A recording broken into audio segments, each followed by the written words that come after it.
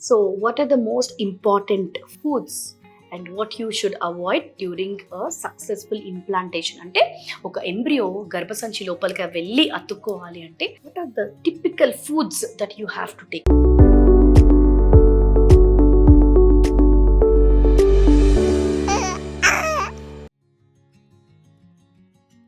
So most important వచ్చేసి చూడండి vitamin D and vitamin C and vitamin E. ఈ CDE అనేవి చాలా చాలా ఇంపార్టెంట్. అండ్ మీరు ఎప్పుడైతే ఎంబ్రియో ప్లాన్ చేస్తున్నారో ట్రాన్స్ఫర్ని, దానికి ఒక 1 month ముందు కానీ ఇవన్నీ తీసుకోవాలి. So this is called as the fertility vitamin అనమాట, విటమిన్ డి అనేది. సో ఎంత విటమిన్ డి ఎక్కువగా ఉంటే మీ బాడీలో అంత ఫర్టిలిటీ పెరిగే ఛాన్సెస్ ఉంటాయి. అండ్ విటమిన్ సి వచ్చేసి it's a very potent anti oxidant, అంటే లోపల ఉన్న చెత్త అంతా క్లీన్ చేసేస్తుంది. అండ్ విటమిన్ ఈ it is very very good for epithelium. ఏదైనా లోపల పొర కానీ లేదా స్కిన్ కానీ షైన్ అవ్వాలి అంటే vitamin E is very very good. So vitamin C, D E ఇవి ఖచ్చితంగా మీ డైట్లో ఇంక్లూడ్ చేయాలి. నెక్స్ట్ వచ్చేసి చాలా మందికి చూడండి పైనాపిల్ తినొద్దు అంటారు. But most important very interesting point ఏంటి అంటే వెస్టర్న్ కంట్రీస్లో పైనాపిల్ లోపల కోర్ ఏదైతే ఉంటుందో, కోర్ పైనాపిల్, దాంట్లో ఒక మంచి ఎంజైమ్ ఉంటుంది అనమాట, బ్రోమలిన్ అని. అది యాంటీ ఇన్ఫ్లమేటరీ, అంటే లోపల ఉన్న ఇన్ఫ్లమేషన్ అంతా తగ్గించి ఎంబ్రియోని అతికించేలాగా సహాయపడుతుంది. So that is very very important and very good enzyme which will help in implantation అనమాట.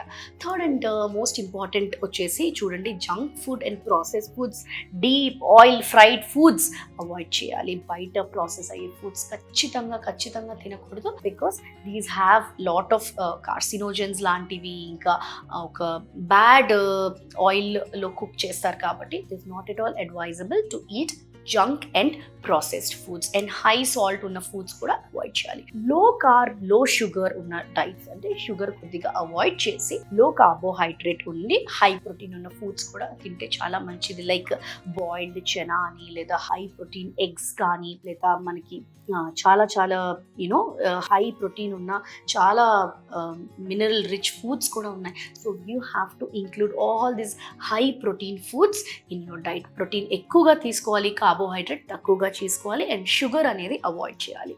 Fourth and most important point వచ్చేసి మనకి చూడండి healthy fats, very very important. కంప్లీట్గా మనం అవాయిడ్ చేయకూడదు ఫ్యాట్స్ అనేది. There are so many good fats in the nature which help in implantation. ఎందుకంటే ఈ ఫ్యాటీ యాసిడ్స్ నుంచే మీ హార్మోన్స్ అనేవి తయారయ్యేది, ఉత్పత్తి అయ్యేది ఈ ఫ్యాటీ యాసిడ్స్ నుంచి.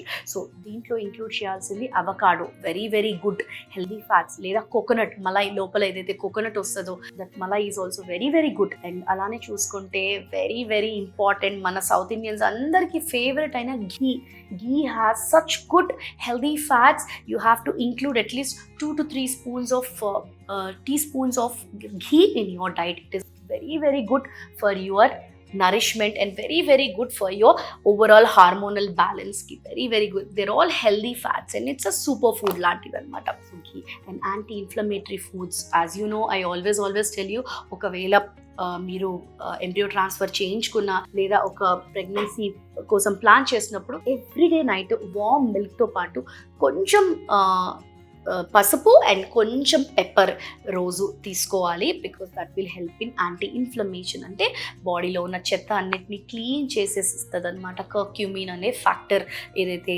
హల్దీలో ఉంటుందో, ఏదైతే టర్మరిక్లో ఉంటుందో, that is also very very good.